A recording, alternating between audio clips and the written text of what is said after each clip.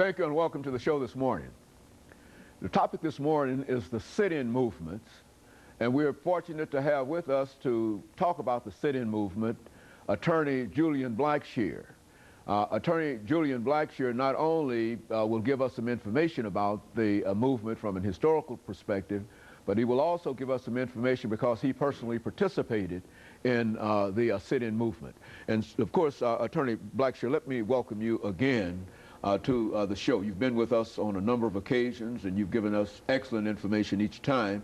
And what we'd like to do today is to talk about your participation in the civil rights movement and in the sit-in movement, and at the same time to have you to give our audience some information about your background and education and how you became involved in some of the things that you are now involved in. Well, I probably need to answer your second question first. I'm the managing member of a law firm here in Nashville, Tennessee called Smith, Hirsch, Blackshear, and Harris in Metro Center.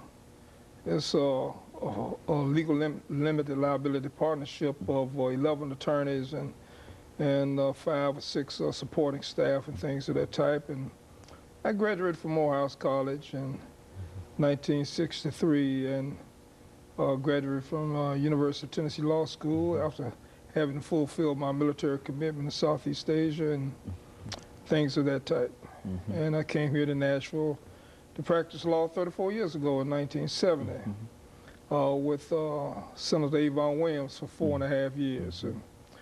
And evolving from that experience, I was fortunate enough to be a part of the formation of a law firm that has culminated in being the largest minority law firm in the middle and eastern districts of Tennessee. Very frankly, it might be larger than western. I'm just not quite sure of that. So this is where I am. Okay, and of course, you started off earlier dealing with the civil rights movement, and let's talk about the civil rights movement and how you first met that so-called civil rights movement, and give us some of the things that are associated with that. Actually, it took place in my freshman year in Morehouse. I went to Morehouse in 1959, the first semester. And in my second semester, my freshman year, the first sit-in demonstration occurred in Greensboro, North Carolina A&T, and if I remember correctly, it was February the 1st, 1960. And that brought to the forefront the kind of injustice that existed where a person could not enjoy the simple act of freedom of purchasing a Coke and consuming a 25-cent hamburger simply because of his race. And so that kind of objection began to spread among the students. It got to Atlanta too, where Morehouse is located. And so that's how I got myself involved in it as one of the students, and I was kind of conscious about it.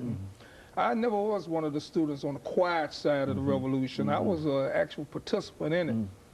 And as a result, I belonged to a student organizational movement formed by Julian Bond, who was a student in Morehouse, named Committee on Appeal for Human Rights. And you had a lot of the various student organizations throughout the South and various different colleges that had the independent student organizations doing these things and sit-in movement. They had it up here in Nashville and things of this too with Diane Nash and so forth. So having said that, evolving from those circumstances where the students got on the University of Shaw University in Raleigh, North Carolina in that same year in 1960 and formed a student movement called the Student Nonviolent Coordinating Committee, and the nickname was SNCC. And the whole purpose of SNCC was to coordinate, organize, and further sit-in demonstrations wherever they were needed in the South and in some cities up north.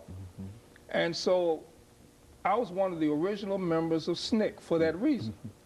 And so when I participated in the first demonstration I participated in that led me to go to jail was a restaurant called Dennis Grill, a grill right across the street from Rich's department store in Atlanta. Now, we knew we were going to jail.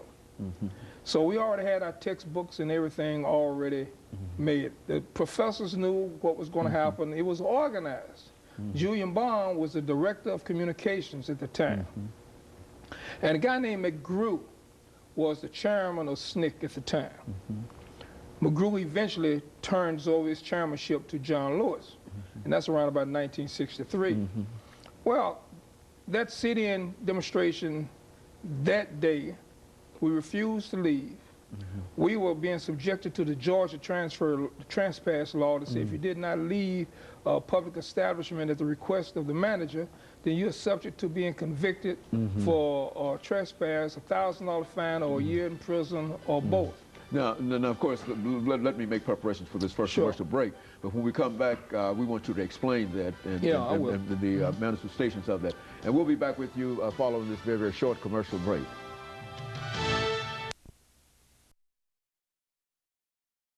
The topic is the